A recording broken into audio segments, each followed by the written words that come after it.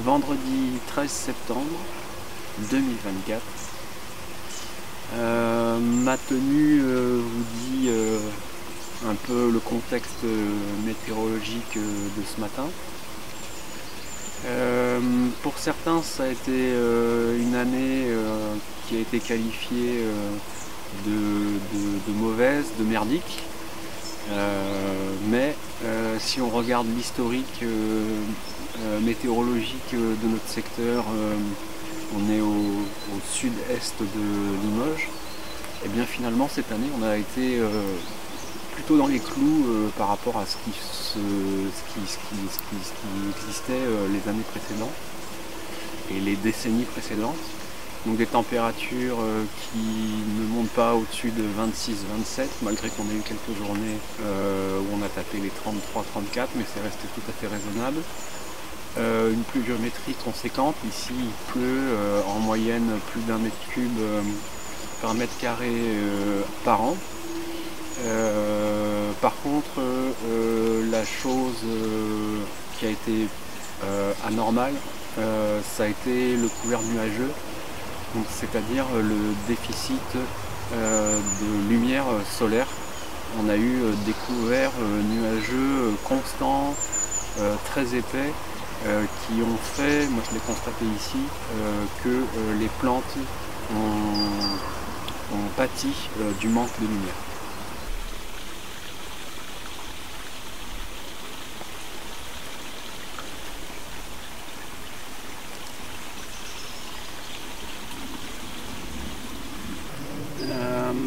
En plus de ce manque de lumière, notamment pour les chochottes, toutes les solanacées, les tomates notamment, mais aussi les haricots, les courges et ainsi de suite, les températures n'étaient absolument pas au rendez-vous. Et cette année par exemple, nous on a eu 0 tomate. Voilà, c'est clair, net et précis.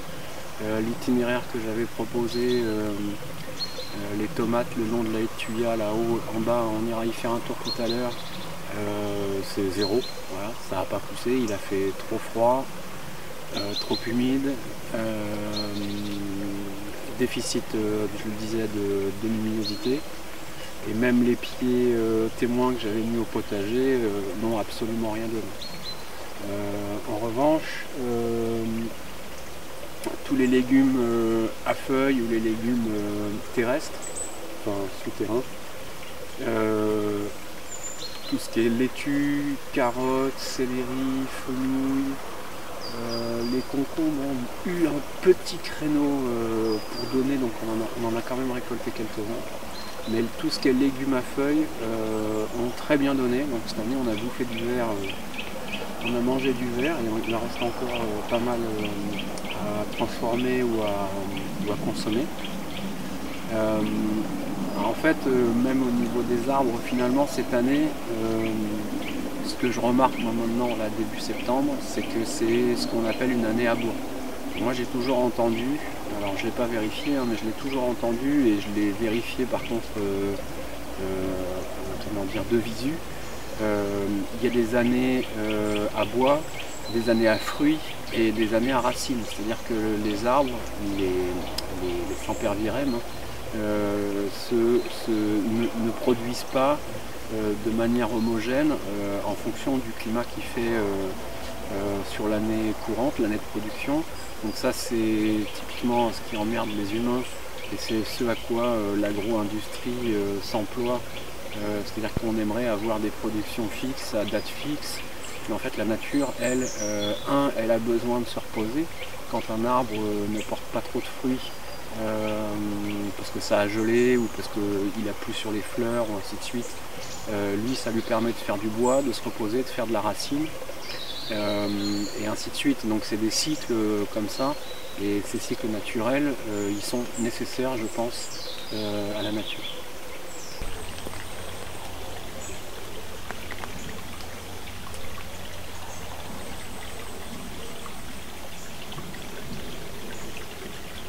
Donc la conséquence aussi directe de ce manque de chaleur, entre guillemets, de cette couverture nuageuse quasi constante et de cette hydrométrie appuyée, c'est le manque de taux de sucre dans les petits fruits.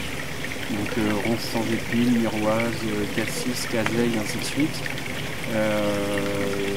On est passé entre les mailles du filet sur les dernières petites gelées, puisqu'il a fait froid et couvert assez longtemps dans la saison au printemps pour que les dernières gelées n'aient pas un impact significatif sur les fleurs qui commençaient juste à sortir, à éclore, à débourrer. Donc le taux de sucre n'est absolument pas au rendez-vous cette année non plus.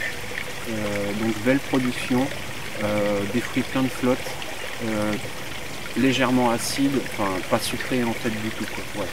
Donc on l'a bien vu sur les confitures.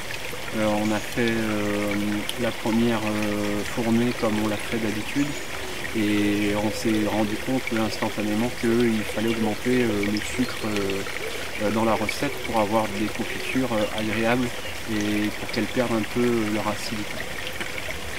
Alors bien entendu, sur cette vidéo, je ne parle que de mon petit précaré de potagiste. L'année céréalière notamment a été catastrophique. Les pluviométries excessives ont empêché les agriculteurs de rentrer dans les parcelles. Ils les ont obligés, alors que ce soit bio ou conventionnel, ou sur sol vivant et ainsi de suite, mais ça a obligé à appliquer des traitements aux cultures puisque les ravageurs liés à une hydrométrie excessive et à des températures somme toute moyennes dans l'ensemble, parce que c'est ça qu'il faut voir en fait, c'est que il ne fait plus assez froid. Et le fait qu'il ne fasse plus assez froid et humide, pour le coup, cette année, a largement favorisé les parasites ou toute la symbiotique autour des plantes qui a fait que certaines plantes ont pâti conséquemment du climat. Les apiculteurs également. Donc ça dépend vraiment des microclimats où sont implantées les ruches pour les apiculteurs, mais certains déclarent cette année comme l'année la pire, puisque de fait, non seulement les fleurs ont gelé avec les gelées tardives, le fait qu'elles aient débourré de manière précoce à cause des chaleurs précoces, mais aussi l'eau, la pluie a fortement lavé les fleurs. Ce qui non seulement a fait avorter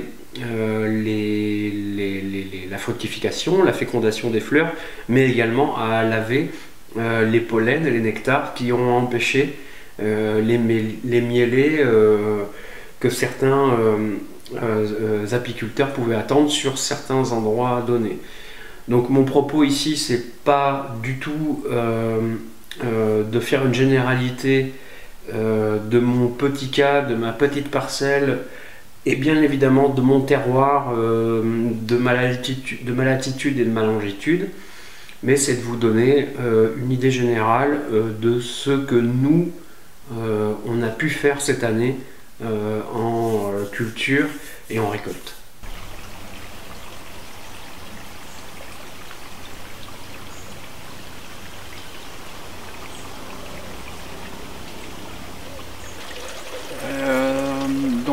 Ce coup de gel quand même nous a flingué les cerisiers. Alors le truc c'est qu'ici c'est des cerisiers qui ont déjà une vingtaine d'années, donc c'est des variétés précoces entre guillemets.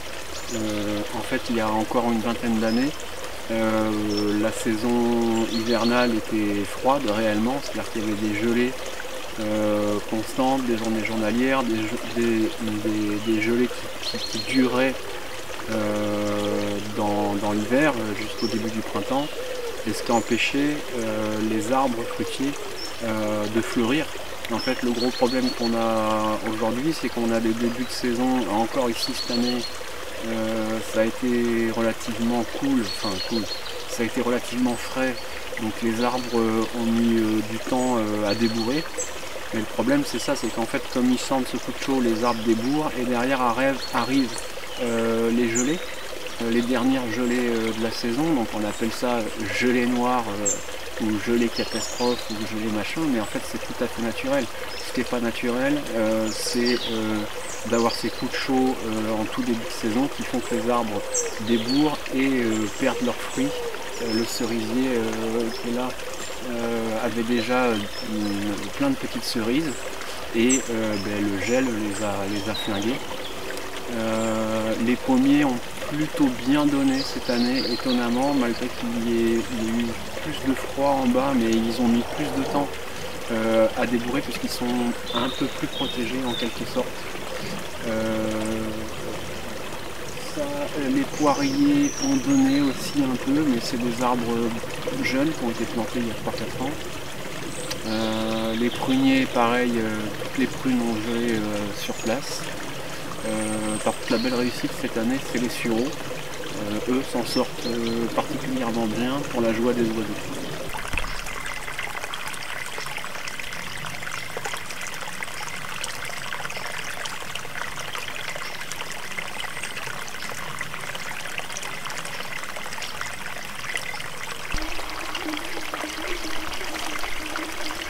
Les mares, il y a eu une belle croissance des plantes qu'on a introduites et des plantes qui sont arrivées spontanément. Donc pour rappel, ça c'est des mares qui ont été creusées il y a 1 an et qui sont alimentées par l'eau d'une source naturelle, enfin l'eau d'une source. Et l'eau est restituée ensuite dans le ruisseau, elle ne fait que passer.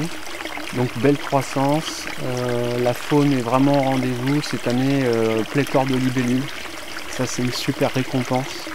Donc des odonades, des demoiselles, et là j'ai fait le nettoyage un peu, j'ai taillé un peu les végétaux pour laisser de la lumière rentrer dans les mares. Et j'ai passé des minutes entières à trier pour enlever toutes les larves de libellules notamment, des dytiques et ainsi de suite. Donc ça c'est vraiment une des plus belles récoltes, en tout cas pour nous au jardin forêt, c'est d'offrir la part belle à la nature. Même si on n'a pas de tomates, on a des odonates. Le seul petit bémol qu'il y a, c'est les écrevisses américaines, forcément, qu'on réussit à remonter jusque là. Pourtant, on est quasiment à la source du ruisseau. Le piégeage, ça fonctionne pas vraiment, donc la seule méthode, ça reste à la frontale. La nuit et à l'épuisette, c'est le moyen le plus efficient que j'ai trouvé pour les capturer. Je me pose pas mal de questions aussi par rapport à ça. Bon, on est censé les tuer, de fait c'est des ravageuses. En fait le problème principal c'est que moi au tout début où on est arrivé ici, il y avait encore quelques écrevisses grises. Mais là ça fait 2 ans, 3 ans que j'en ai pas vu, donc les écrevisses américaines claquent les écrevisses grises, mais en plus de ça elles mangent les larves de tritons, les larves de salamandres, tous les œufs qui peuvent être, toutes les bestioles, elles bouffent tout en fait, donc c'est vraiment écologiquement catastrophique entre guillemets. Donc l'idée c'est pas de les éradiquer, mais c'est au moins de réguler, on va dire comme des limaces ou quoi, de réguler pour pas qu'elles aient un impact trop significatif.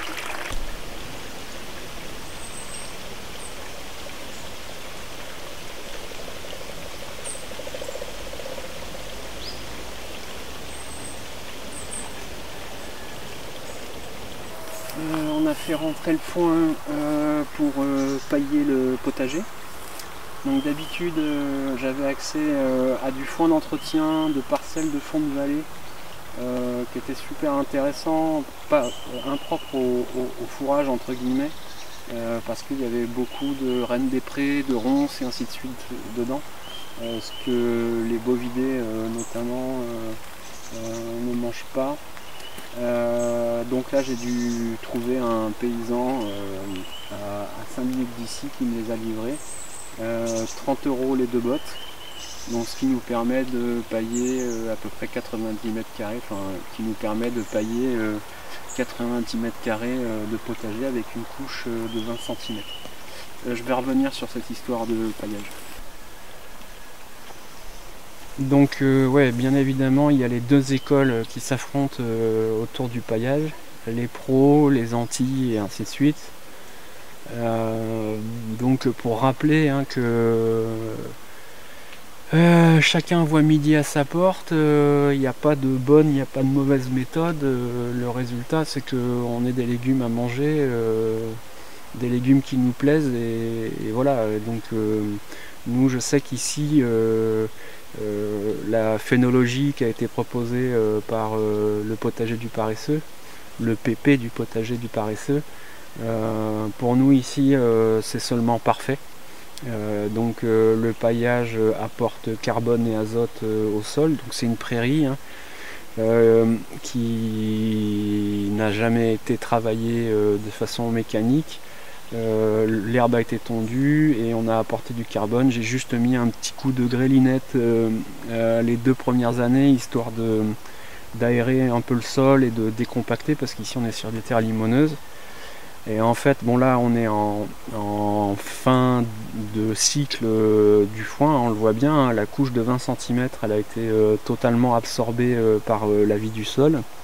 Donc oui, en plus d'apporter carbone et azote, le paillage, le paillis naturel permet à la vie du sol, à toute la faune et la flore entre guillemets, de se nourrir.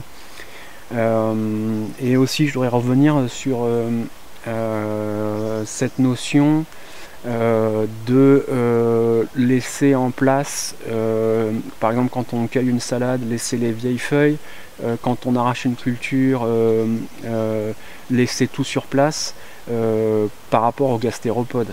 En fait, clairement, moi je l'ai vu ici, je faisais ça la première année par mimétisme en fait, avec ce que je voyais sur les réseaux ou ce que j'avais lu dans certains bouquins. Et en fait, pour nous, vous voyez l'environnement humide, on est en Limousin, on a des limaces oranges, là c'est seulement les limaces du Limousin, hein, c'est des steaks. Donc en fait, laisser à la fin de l'année, comme c'est là, à manger au sol pour les limaces, le souci qu'il y a, c'est que si on laisse tout sur place, les limaces vont venir, alors clairement elles vont moins avoir de prédation sur les autres légumes, mais elles vont faire quoi?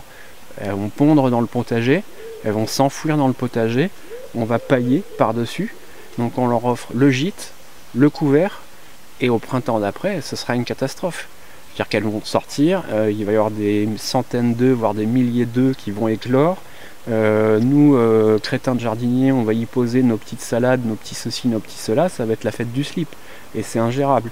Donc en fait, nous, l'itinéraire qu'on suit, c'est que on tient le potager le plus propre possible, entre guillemets. C'est-à-dire qu'on n'y dépose aucun déchet quand on récolte nos légumes ou quand on arrache une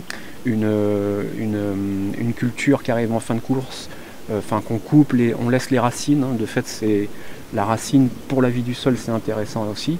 Le seul cas où on laisse les plantes en fin de production au sol, c'est quand on est sûr que dans la même journée on va venir recouvrir de foin, d'une grosse couche de foin, pour pas que les gastéropodes y aient accès. Du coup, nous on tient le potager le plus propre possible, pour pas que offrir le couvert et ensuite le gîte et se faire déglinguer le jardin au printemps.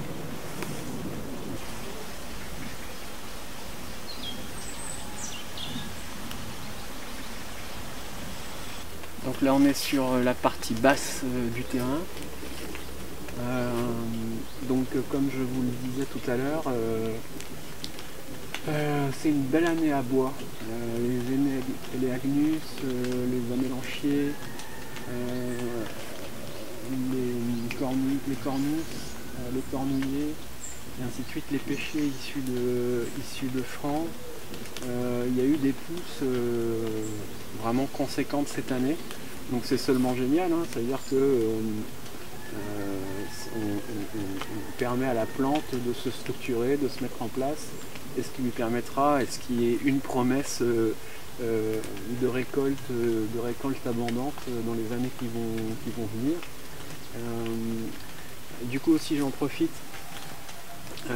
Alors je voudrais revenir sur tous les exotiques entre guillemets, j'entends par là tout ce qui n'est pas des arbres fruitiers traditionnels, la grande mode qu'il y a eu ces dernières années justement sur toutes ces variétés. Alors c'est vrai que effectivement c'est pas des variétés, enfin c'est pas des fruits qui sont particulièrement goûteux, qui sont particulièrement intéressants pour nous humains. D'autant plus que c'est beaucoup de variétés à petits fruits. Et donc il faudrait avoir des espaces excessivement conséquents et un nombre de sujets vraiment très important pour pouvoir espérer faire de la confiture d'HL ou quelque chose comme ça. Il faudrait, j'en sais rien, des dizaines et des dizaines d'arbres. Alors peut-être que ici c'est peut-être pas tip top au niveau de l'environnement, peut-être qu'ils produisent pas comme ils devraient produire à 2-3 arbres. Bref. Par contre, nous ce qu'on remarque de plus en plus, c'est que pour la biodiversité, c'est seulement génial en fait. Donc au niveau mellifère, on oublie ce côté mellifère pour toutes les abeilles sauvages, pour tous les insectes sauvages, excusez-moi, pour tous les insectes. Je pense notamment à l'arbre faisant. Alors c'est vrai que c'est marrant, c'est un petit goût de caramel dans les yaourts et quoi, c'est sympa, mais effectivement on n'en mangerait pas un plein bol quoi, hein, c'est un peu écœurant. D'ailleurs à ce propos, l'arbre faisant il est surveillé hein, dans certaines régions françaises pour son côté envahissant justement, c'est que les passereaux raffolent absolument des baies de l'arbre faisant, et en allant faire leur déjection à droite à gauche, il y a un très bon taux de germination. Et moi je le vois ici, il y a 2-3 endroits où j'ai des arbres faisans qui repartent, qui se sont semés de façon naturelle. Donc c'est à surveiller, voilà, bref. Par contre, voilà, donc les pollinisateurs et les oiseaux. Enfin, nous les rouges-gorges dans les Eleagnus, c'est l'euphorie des HL, quoi. Je crois que c'est ça, hein, c'est HL, le fruit de l'Eleagnus. C'est l'euphorie du fruit de l'Eleagnus. Pareil, les framboisiers, maintenant on arrive à un certain roulement, il y en a quand même pas mal, puis en plus cette année du coup ça n'a pas été spécialement au rendez-vous, la pourriture s'est foutue dedans assez vite, bref. Mais pareil, les framboisiers, les oiseaux, les passereaux sont dedans. L'amélanchier, il a été nettoyé, complètement nettoyé. Donc il faut aussi avoir cette notion de créer, comment dire, les conditions favorables et les plantes favorables pour la biodiversité. C'est aussi une très belle récolte. Donc là, je suis tout à fait incapable ici de produire, comme disait ma ferme autonome, de produire une pizza. C'est complètement utopique en fait, hein. Donc garder à l'esprit que pouvoir créer des espèces d'oasis pour la biodiversité, c'est aussi une très très belle récolte. Et finalement, si on n'a pas mangé les fruits qu'on voulait, comme on voulait, au taux de sucre qu'on voulait, par contre la nature elle s'en contente tout à fait. Et c'est super gratifiant. Voilà. C'est super gratifiant de se dire ah j'ai planté quelque chose, pas pour moi, j'ai planté quelque chose pour les oiseaux, pour les abeilles et ainsi de suite.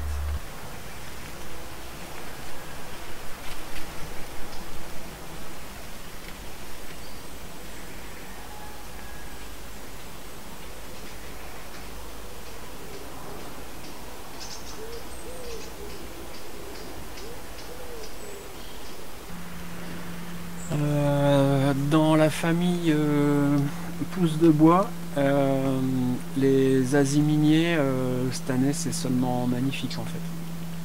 Ils s'éclatent complètement, ils ont fait une pousse alors qu'ils ont, bon je sais que c'est long à s'installer, hein, à trouver sa place, puisqu'a priori il y a un pivot qui est assez conséquent qui met du temps à alimenter la plante. Mais là cette année l'auto-fertile qui est au fond là-bas il a pris 1,50 m quoi. Donc voilà, là c'est vraiment typique, aucune floraison mais une pousse de bois très conséquente sur les aziminiers.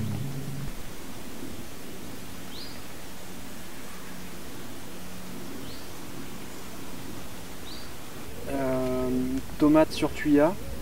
Un échec retentissant et total. Donc je ne peux pas en tirer de conclusion sur le fait que ce soit l'emplacement qui ait fait que ça n'a pas marché.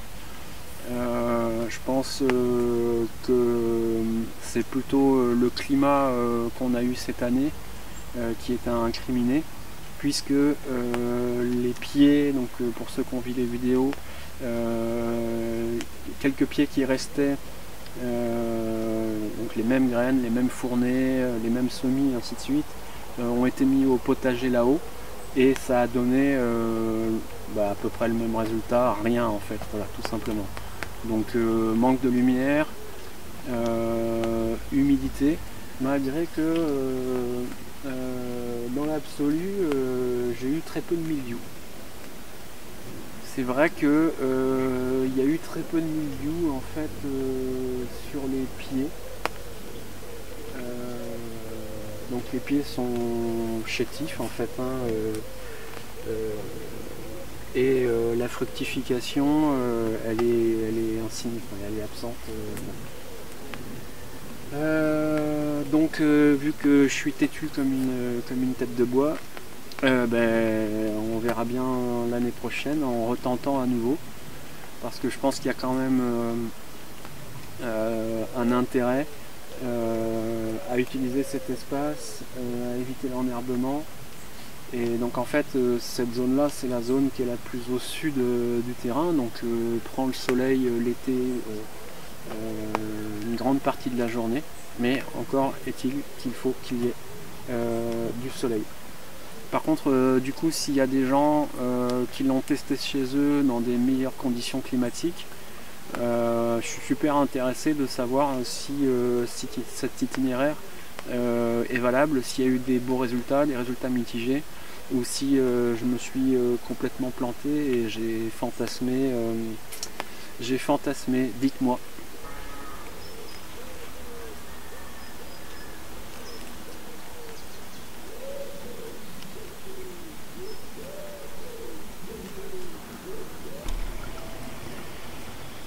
Les pommiers ont plutôt bien donné cette année.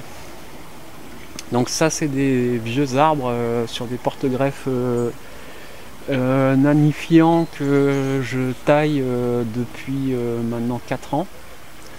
Un peu de façon douce parce qu'ils étaient arrivés dans une impasse végétative on va dire, d'autant plus que la personne qui s'est occupée du terrain quand le propriétaire n'était plus en capacité de le faire, n'avait absolument pas la main verte, mais savait très bien se servir d'une tronçonneuse. Enfin, il savait se servir d'une tronçonneuse, on va dire, pas très bien justement. Donc c'est des arbres qui ont été rabattus et du coup j'ai eu vraiment cette année pareil des belles pousses. Là sur celui-ci il a fait une pousse de bien 1,50 m et les fruits sont au rendez-vous. Donc ça c'est plutôt génial, on va avoir quelques belles pommes. Pareil les pommes, bon on en enlève quelques-unes au sol mais on en laisse quand même parce qu'il y a beaucoup d'oiseaux, notamment les merles, mais aussi les hérissons et ainsi de suite qui viennent croquer dedans. Donc laisser du fruit et puis j'imagine toute une palanquée d'insectes, les gastéropodes aussi, ainsi de suite, hein, puisque ici on est sur une partie où il n'y a absolument pas de légumes, donc les gastéropodes font leur vie. Donc laisser aussi des fruits au sol, c'est un gage pour la nature de pouvoir s'alimenter, puisque les vieilles variétés de pommes comme ça, quand il fait frais, une fois qu'elles sont tombées au sol, qu'elles sont recouvertes par la végétation qui se dégrade, les feuilles mortes et ainsi de suite, il y a des pommes qui peuvent rester comme ça, planquées quasiment tout l'hiver. Et pour un mulot des bois ou un hérisson ou ainsi de suite, trouver un fruit en bon état en plein hiver, c'est seulement génial. C'est bon, le hérisson non puisqu'ils hibernent, mais c'est important de laisser du fruit sur les arbres et de laisser des fruits au sol pour la biodiversité et pour la nature.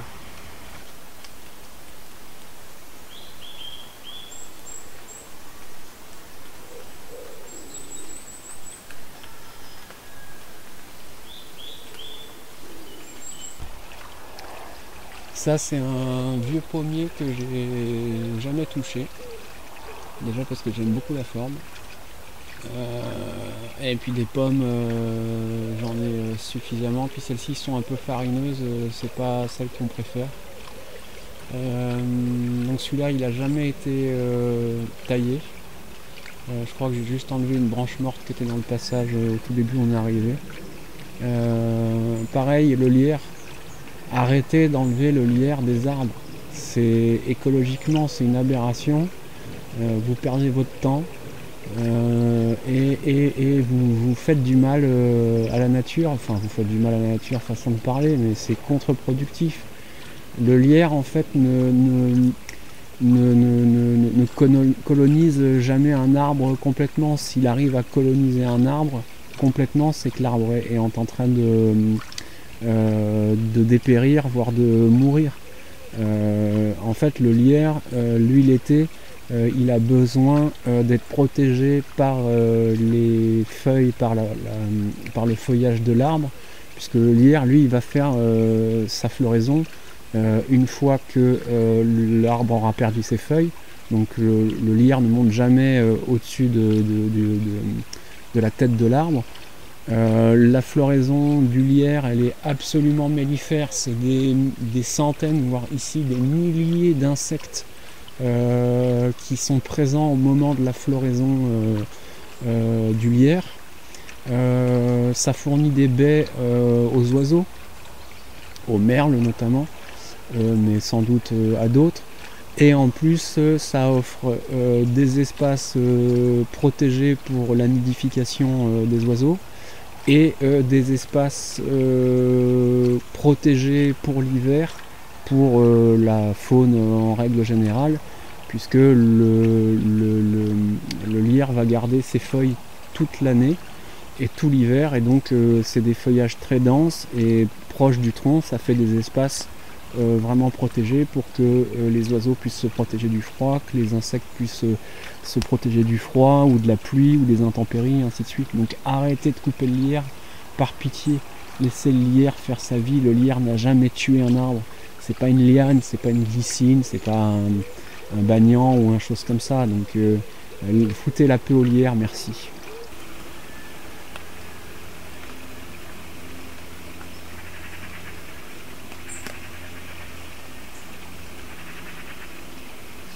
Donc ça c'est la deuxième mare que j'ai creusée cet hiver. Donc pareil, qui est alimenté par un système gravitaire depuis le haut du terrain et creusé dans le limon, parce qu'ici on est sur du limoneux quasiment pur, donc pas de bâche, pas de béton et ainsi de suite. C'est pareil, c'est vraiment comme celle du haut, hein. Là en plus ici étonnamment ça s'est mis en place beaucoup plus vite que ça s'était mis en place là-haut. Je parle de la faune et de la flore. Alors est-ce que c'est parce qu'il y avait déjà celle du haut, qu'il y avait déjà les insectes et ainsi de suite, mais pareil cette année pléthore de libellules. Là j'ai taillé les lèches et ainsi de suite pour faire un peu de lumière au fond de la mare, parce qu'il faut toujours garder un espace où le soleil peut pénétrer sur le fond de la mare. Pour la vie, les insectes, les batraciens et ainsi de suite. Mais donc les salamandres sont venus y pondre dès le printemps. Les salamandres sont venus y accoucher, pardon. Les grenouilles rousses y ont fait quelques œufs. J'ai pas vu les crapauds par contre. Et les libellules, hein, les odonates et les demoiselles sont venus en nombre. Il y a beaucoup pas d'imago, mais de larves dans cette mare. Les litiques, les punaises d'eau et ainsi de suite. Et alors l'avantage de celle-ci, si c'était à refaire là-haut, c'est qu'elle n'a aucun contact avec le ruisseau qui est derrière là-bas à 4 ou 5 mètres. Et donc il y a beaucoup moins de risques que des écrevisses américaines y accèdent, malgré que j'ai déjà chopé des écrevisses américaines en période de pluie en train de galoper dans la pluie. Bref, mais bon, de fait elle est quand même plus protégée de ce problème-là. Donc en fait ces mares, ça n'a que l'intérêt écologique. Pas de poissons, pas de carpes, pas de poissons rouges et ainsi de suite. C'est vraiment un espace qui est entièrement dédié à la biodiversité et à la nature. C'est un espace, le terrain est pas si grand que ça. C'est grand, c'est 4700 mètres carrés. Mais voilà, se priver entre guillemets de 20-30 mètres carrés d'espace pour permettre à la nature de s'épanouir et de faire ce qu'elle a à faire, moi ça me pose aucun problème. Si je pouvais, si j'avais la moyen d'acheter 150 hectares et de faire la même chose, je le ferais. Donc c'est important, je le redis, hein, de laisser des espaces pour la nature, notamment des points d'eau, pour permettre aux animaux de venir y boire, tous les petits mammifères et ainsi de suite, et à la vie des milieux humides, la vie aquatique, de pouvoir prospérer et s'épanouir.